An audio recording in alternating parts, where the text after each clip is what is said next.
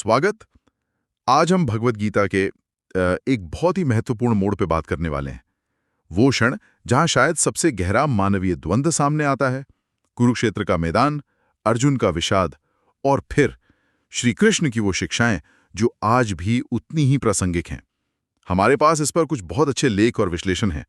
हमने radhakrishnatemple.net, human.libretext.org और gitajourney.com को देखा है और कोशिश यही रहेगी कि इन स्रोतों से जो मुख्य बातें हैं, जो बानीकियां हैं, उन्हें हम मिलकर समझें। तो सोचिए जरा, कुरुक्षेत्र की रणभूमि, माहौल एकदम तैयार है। एक तरफ अर्जुन अपने समय के महान धनुर्धर, युद्ध के लिए बिल्कुल तैयार, लेकिन जैसे ही वो सामने देखते हैं विरोधी सेना में कौन है, उनके अपने गुरु, पितामह, भाई, प्रियजन, और उनका दिल बैठ जाता है। स्रोतों में उनके पहले शब्द मिलते हैं जो उनके अंदर का हाल बताते हैं। कुछ ठीक नहीं लग रहा, अपनों को मारकर क्या मिलेगा। और यहीं से शुरू होता है अर्जुन का वो गहरा संकट जिसे हम धर्म संकट कहते हैं। हाँ, और ये क्षण वाकई में असाधारण है। ये सिर्फ किसी लड़ाई की शुरुआत नहीं है।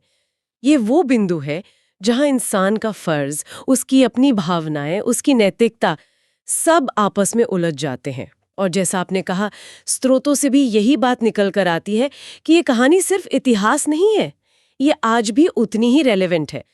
सोचिए, एक इतना बड़ा योद्धा जिसे अपने बल पर, अपनी कला पर कोई शक नहीं था, वो भी ऐसे मानसिक और नैतिक बवंडर में फंस सकता है।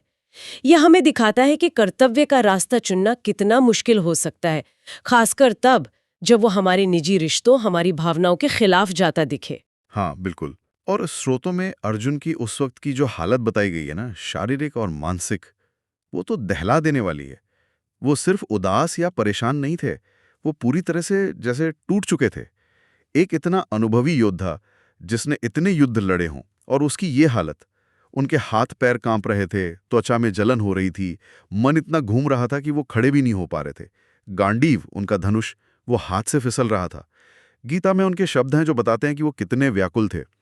न च शक्नोम्यवस्थातुम भ्रमति एव च मे मना, मतलब मैं अब और खड़ा नहीं रह सकता, मेरा मन पूरी तरह चकरा रहा है, मैं खुद को भूल रहा हूं। ये कोई मामूली घबराहट नहीं थी, ये तो जैसे अस्तित्व का ही संकट था। बिल्कुल, ये एक गहरा एग्जिस्टेंशियल क्राइसिस था। और इस संकट की जड़ में था वो नैतिक द्वंद्व। उसकी गहराई समझना जरूरी है। बात सिर्फ लड़ाई की, हिंसा की नहीं थी। सवाल ये था कि हथियार उठाना किसके खिलाफ था। अपने पूज्य गुरु द्रोणाचार्य, जिन्होंने उन्हें धनुष चलाना सिखाया, पितामह भीष्म, जिनकी गोद में वो खेले थे, अर्जुन के जो तर्क थे, जैसा स्रोत भी बताते हैं, वो बहुत मानवीय थे, बहुत रिलेटेबल। कथम भीष्महम अहम संख्ये द्रोणम च मधुसूदन ईशु भी प्रतियोत्स्यामि पूजार्हावरी सूदन। वो कहते हैं, हे मधुसूदन, मैं भला युद्ध भूमि में भीष्म और द्रोण जैसे पूजनीय लोगों पर बाण कैसे चलाऊंगा। ये उनके लिए एक तरह से पाप करने जैसा था। अरे, उन्होंने तो यहां तक कह दिया था कि इससे अच्छा तो मैं भीख मांग कर जी लूं। अपने गुरुओं और रिश्तेदारों का खून बहाने से तो वो बेहतर है। ये कितनी बड़ी बात है एक क्षत्रिय योद्धा के लिए। हाँ, बिल्कुल। ये उनके द्वंद्व की इंतहा दिखाता है। वो सिर्फ अपना फायदा नुकसान नहीं देख रहे थे। उनके तर्कों में, जैसा स्रोतों में भी आता है, एक सामाजिक चिंता भी थी। उन्हें डर था कि इस युद्ध से कुल का नाश हो जाएगा। जो पुरानी परंपराएं हैं, कुल धर्म हैं, वो सब नष्ट हो जाएंगे। वर्ण संकर पैदा होंगे, मतलब पूरा समाज ही टूट जाएगा। ये सिर्फ अपना दुख नहीं था, ये पूरी सभ्यता के बिगड़ने का डर था। उन्हें लग रहा था कि जिस धर्म के लिए लड़ना है, उसी लड़ाई से तो अधर्म फैल जाएगा। और फिर वो चरम बिंदु आता है जब सारे तर्क, सारी भावनाएं उन्हें एकदम लाचार कर देती हैं। वो अपना गांडीव धनुष नीचे रख देते हैं, रथ के पिछले हिस्से में जाकर बैठ जाते हैं और साफ साफ कहते हैं, न योत्सये इति गोविंदम उक्त्वा तुष्णीम बभुवहा। हे गोविंद, मैं युद्ध नहीं करूंगा। ऐसा कहकर वो चुप हो गए। ये था उनका आखिरी फैसला। उस वक्त उनके धर्म संकट का चरम, एक योद्धा का अपने कर्म से मुंह मोड़ लेना। और यहीं से भगवत गीता का वो अद्भुत संवाद शुरू होता है। अब तक जो श्री कृष्ण सारथी थे, दोस्त थे, वो अब गुरु की भूमिका में आते हैं। अर्जुन के इस गहरे अज्ञान को, इस मोह को दूर करने का जिम्मा उठाते हैं। और वो डांटते नहीं हैं, वो तर्क से, ज्ञान से धीरे धीरे अर्जुन की चेतना को जगाते हैं। तो चलिए अब उन मुख्य शिक्षाओं पर आते हैं जो श्री कृष्ण ने दी। जैसा कि हमारे स्रोतों में भी बताया गया है। पहली और शायद सबसे बुनियादी शिक्षा जिसने अर्जुन के सोचने का तरीका ही बदल दिया, वो थी आत्मा की अमरता। श्री कृष्ण ने कहा कि जिसे तुम मैं समझ रहे हो या ये लोग समझ रहे हो, वो ये शरीर नहीं है, वो है इसके अंदर रहने वाली आत्मा। हाँ, ये तो मतलब बिल्कुल ही अलग नजरिया था, क्रांतिकारी विचार था उस वक्त के हिसाब से। श्री कृष्ण कहते हैं, न जायते म्रियते वा कदाचित नायम भूत्वा भवितावान भूय अजो नित्य शाश्वतो अयम पुराणो न हन्यते हन्यमाने शरीरे। मतलब ये जो आत्मा है, न ये कभी पैदा होती है न कभी मरती है। ऐसा भी नहीं है कि ये पहले नहीं थी या बाद में नहीं होगी। ये तो हमेशा से है, हमेशा रहेगी। अजन्मा, नित्य, शाश्वत, पुरातन। शरीर मर भी जाए तो भी आत्मा नहीं मरती। अब ये ज्ञान जो है, ये सीधे अर्जुन के दुख की, उसके मोह की जड़ पर चोट करता है। अच्छा। अगर आत्मा मरती ही नहीं तो मौत तो बस जैसे शरीर कपड़े बदलता है वैसा हुआ, आत्मा का अंत तो हुआ ही नहीं। अच्छा, तो इसका मतलब ये हुआ कि अर्जुन का जो ये दुख था कि हाय मैं अपने लोगों को मार डालूंगा, वो एक तरह से मतलब अज्ञान पर आधारित था। श्री कृष्ण के अनुसार हाँ, बिल्कुल। वो कहते हैं, अशोच्यानन व शोचस्त्वम प्रज्ञावादांश्च भाषसे गतासूनश्च नानुशोचन्ति पंडितः। वो कहते हैं तुम उनके लिए शोक कर रहे हो जो असल में शोक करने लायक हैं ही नहीं, और बातें ज्ञानियों जैसी कर रहे हो। जो सच में ज्ञानी होते हैं, पंडित होते हैं, वो न जिंदा लोगों के लिए शोक करते हैं न मरे हुओं के लिए। ये ज्ञान मौत के डर को कम करता है और कर्म करने के लिए एक बिल्कुल नया आधार देता है। अब कर्म का नतीजा सिर्फ शरीर बचाने या मिटने तक सीमित नहीं रहता, उसे आत्मा के नजरिए से देखा जाता है। ये तो बहुत बहुत गहरा बदलाव है सोचने के तरीके में। लेकिन सिर्फ ये जान लेना कि आत्मा अमर है, क्या इतना काफी था? अर्जुन तो फिर भी भावनाओं के तूफान में थे, सुख दुख हार जीत का डर। बिल्कुल नहीं, बिल्कुल काफी नहीं था। इसीलिए श्री कृष्ण अगली महत्वपूर्ण शिक्षा देते हैं, वो है समत्व की, यानी समभाव रखना। जीवन में जो भी द्वंद्व आते हैं ना, सुख और दुख, फायदा और नुकसान, जीत और हार, मान और अपमान, इन सब में एक जैसा भाव रखना, विचलित न होना। गीता में साफ साफ कहा गया है, जैसा एक स्रोत में भी है, सुख दुखे समे कृत्वा लाभा लाभौ जया जयो ततो युद्धाय युज्यस्व नैवं पापम अवाप्स्यसि। मतलब सुख दुख, लाभ हानि और जय पराजय को समान समझकर फिर युद्ध के लिए तैयार हो जाओ। ऐसा करने से तुम्हें पाप नहीं लगेगा। लेकिन ये जो समत्व का भाव है, क्या ये इंसान को एकदम भावनाहीन पत्थर जैसा नहीं बना देगा? मतलब जीवन का रस तो इन्हीं उतार चढ़ावों में महसूस होता है ना? ये बहुत अच्छा सवाल है और अक्सर लोगों को ये गलतफहमी होती भी है। पर स्रोतों के अनुसार समत्व का मतलब भावनाओं को दबाना या खत्म करना नहीं है। इसका मतलब है कि भावनाएं आपको कंट्रोल न करें, आप भावनाओं के गुलाम न बने। ये भावनाओं से ऊपर उठकर अपने विवेक से, समझदारी से फैसला लेने की काबिलियत है। जैसे समंदर है ना, ऊपर लहरें उठती हैं, गिरती हैं, पर गहराई में शांति रहती है। समत्व वो अंदर की स्थिरता है जो हमें बाहरी हालात के थपेड़ों से हिलने नहीं देती है। अर्जुन के लिए, जो उस वक्त भावनाओं के तूफान में पूरी तरह बह गए थे, उनके लिए ये स्थिरता वापस पाने का रास्ता था, अपने विवेक को जगाने का तरीका था। ये एक तरह की, कह सकते हैं, मानसिक मजबूती है। समझ गया। मतलब भावनाओं के बस में होने के बजाय उन्हें अपने बस में रखना, स्वामी बनना। और फिर आती है वो शिक्षा जिसने शायद कर्म के पूरे दर्शन को ही एक नई दिशा दी है, कर्मयोग और निष्काम कर्म का सिद्धांत। हाँ, ये तो गीता के सबसे मशहूर और शायद सबसे प्रभावशाली उपदेशों में से एक है। श्री कृष्ण का वो प्रसिद्ध श्लोक, कर्मण्येवाधिकारस्ते मा फलेषु कदाचन माँ कर्म फल हेतुर्भू माँ ते संगो अस्त्व कर्मणि। तुम्हारा अधिकार केवल कर्म करने में है, उसके फलों पर कभी नहीं। तुम न तो खुद को कर्मों के फल का कारण समझो और न ही कर्म न करने में तुम्हारी आसक्ति हो। ये कर्म को देखने का हमारा पूरा नजरिया ही बदल देता है। लेकिन आज के दुनिया में ये कितना प्रैक्टिकल लगता है? हम तो हर काम किसी न किसी उम्मीद से ही करते हैं ना।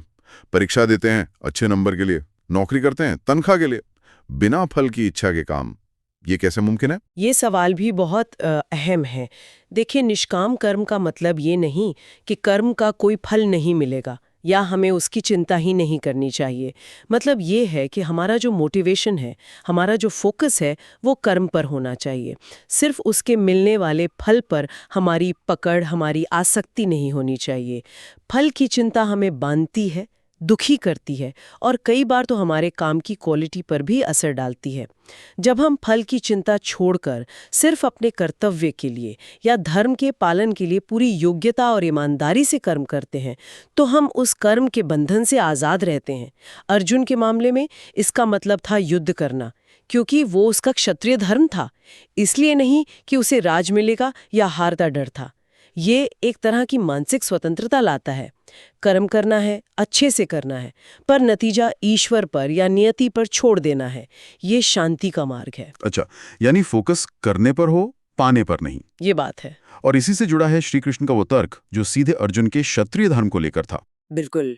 श्री कृष्ण अर्जुन को याद दिलाते हैं कि देखो, तुम एक क्षत्रिय हो और एक क्षत्रिय के लिए धर्म की रक्षा के लिए लड़ना, या धर्म का मतलब है कर्तव्य, उसका स्वाभाविक कर्म, राइचसनेस।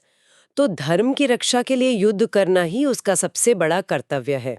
वो कहते हैं कि ऐसे धर्म युद्ध से अच्छा क्षत्रिय के लिए और कोई कल्याणकारी काम हो ही नहीं सकता। स्वधर्ममपि चावेक्ष न विकम्पितुमर्हसि धर्म्याधि युद्धात् श्रेयो न्यत् क्षत्रियस्य न विद्यते। अपने स्वधर्म को देखकर भी तुम्हें घबराना नहीं चाहिए, क्योंकि धर्म के लिए होने वाले युद्ध से बढ़कर क्षत्रिय के लिए और कोई अच्छा कर्तव्य नहीं है। यहाँ ये धर्म शब्द बहुत जरूरी है। जैसा आपने पहले भी कहा, इसके कई मतलब है। ये सिर्फ रिलीजन वाला धर्म नहीं है। हाँ, ये समझना बहुत जरूरी है। संस्कृत का ये शब्द धर्म बहुत व्यापक है, बहुत गहरा है। इसका मतलब है किसी चीज का या किसी इंसान का स्वाभाविक गुण, उसका कर्तव्य, नैतिक नियम, सामाजिक व्यवस्था, सत्य। अर्जुन के लिए उसका क्षत्रिय धर्म था समाज में न्याय और व्यवस्था बनाए रखना, अधर्म को रोकना। कुरुक्षेत्र का युद्ध, जैसा स्रोत भी बताते हैं, वो कोई आपसी रंजिश की लड़ाई नहीं थी। उसे धर्म युद्ध की तरह देखा गया। सत्य और न्याय को फिर से स्थापित करने के लिए जरूरी संघर्ष। ऐसे में अर्जुन का लड़ाई से पीछे हटना सिर्फ डरपोकपन नहीं होता, वो अपने धर्म से, अपने मूल कर्तव्य से मुंह मोड़ना होता, और वो एक बड़ा अधर्म या पाप माना जाता। श्री कृष्ण उसे यही बड़ा पर्सपेक्टिव देखने के लिए कह रहे थे, अपने व्यक्तिगत भावनाओं से ऊपर उठकर। तो ये 4 मुख्य शिक्षाएं, आत्मा अमर है, संभाव रखो, निष्काम कर्म करो और अपने धर्म का पालन करो, इन्होंने मिलकर अर्जुन के मन पर क्या असर डाला?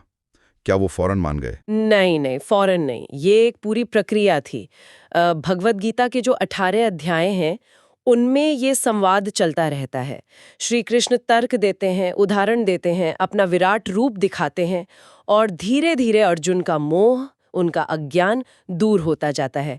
और अंत में गीता के आखिरी अध्याय में अर्जुन खुद मानते हैं, जैसा एक स्रोत में साफ लिखा है, नष्टो मोह स्मृतिर्लब्धा त्वत्प्रसादान मयाच्युत स्थितोस्मि गत संदेह करिष्ये वचनम तवा। वो कहते हैं, हे अच्युत, आपकी कृपा से मेरा मोह नष्ट हो गया है, मुझे स्मृति यानी आत्मज्ञान वापस मिल गया है, मैं अब स्थिर हूँ, मेरे सारे संदेह दूर हो गए हैं, अब मैं आपकी आज्ञा का पालन करूंगा। वाह, ये शब्द तो उनके पूरे ट्रांसफॉर्मेशन को दिखा देते हैं। नष्टो मोह, मोह का खत्म होना, स्मृतिर्लब्धा, सही समझ का वापस आना, गत संदेहा, सारे शक शुभे मिट जाना। बिल्कुल, यही तो ज्ञान का असर है।